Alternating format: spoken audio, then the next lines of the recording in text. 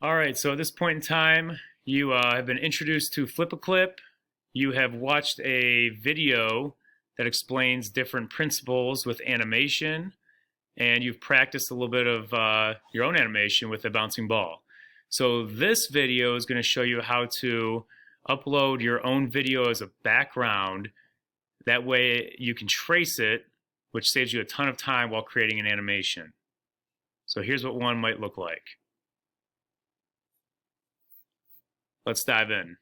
All right, so once we open up the FlipaClip app, we're going to hit the plus sign to create a new animation. Go ahead and type in whatever you want to call it. Let's call this one demonstration.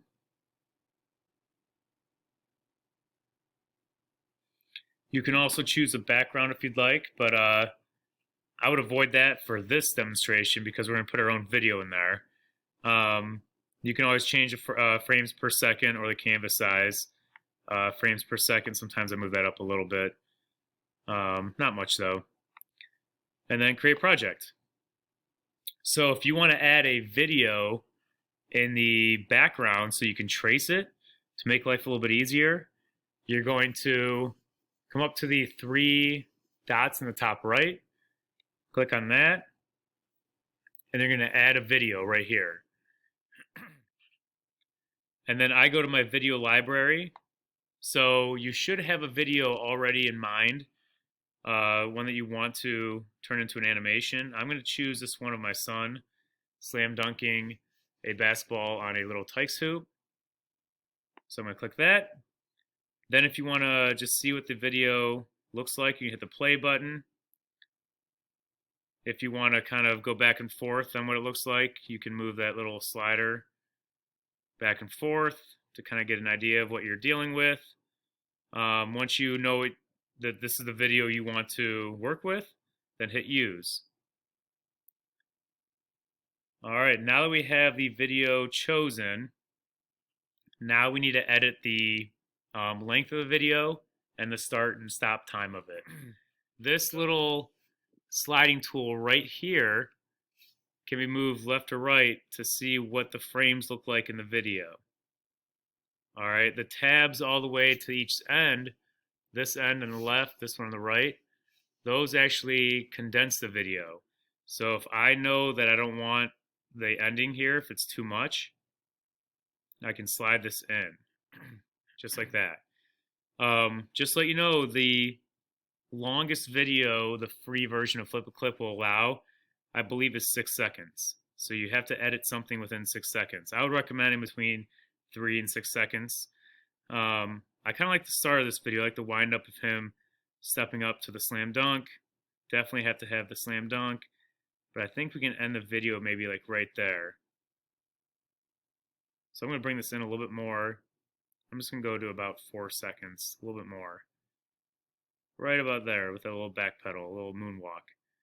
All right, once you have it figured out, hit the check. And now it's importing the video into frames. It's going to break it up into a bunch of individual frames. So as you move across here, your video now is set up with frames galore. So let's see how many it actually broke it up into. So 61 different frames. And the whole purpose of this is to make it easier to trace your video.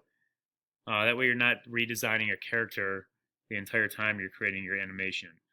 So the next step would be to lower the opacity of the video. So if you go down here to the bottom right, these are all the different layers you have. You want your video layer to be separate from your drawing layer.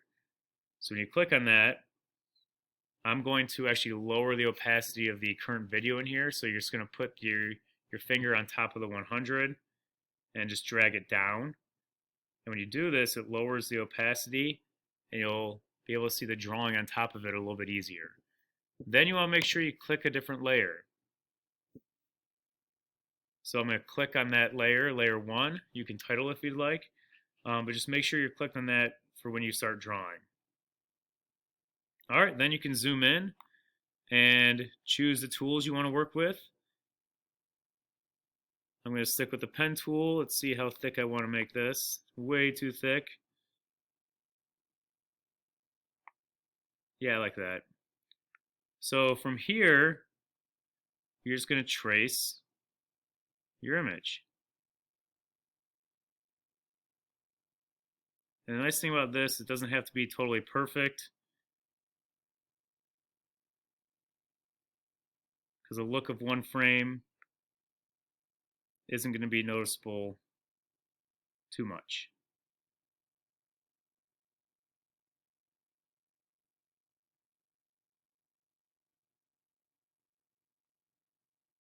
And then once you have it figured out the way you want, just go to the next one, so on and so forth.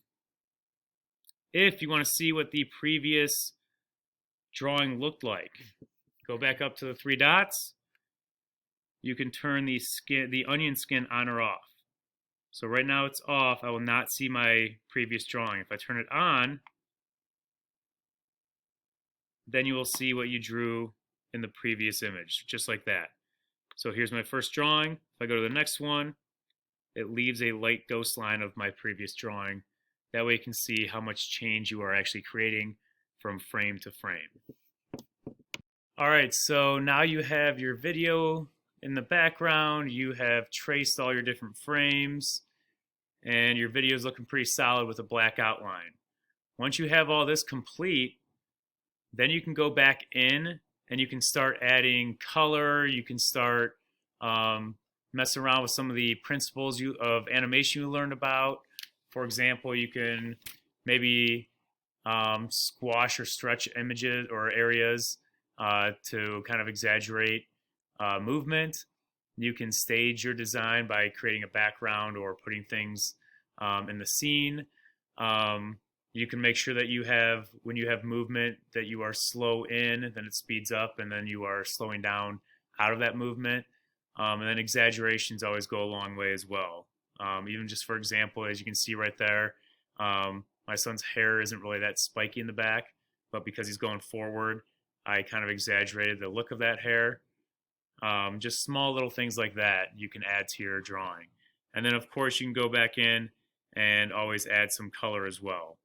So if you want to color in the basketball or add some shadows in areas, the sky is the limit.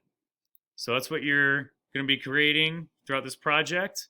You have unlimited opportunities for ideas. You have complete creative freedom here. If you want to do a slow motion butterfly flying, you can do that. You can find a video on YouTube of that. You could do maybe a time-lapse video of a flower blooming, or you can do one of those goofy TikTok dances that seem to be so popular right now. Just any kind of short little clip that could be an interesting animation. That's what we're going to be doing with this project. So good luck, have fun, and hopefully this was helpful.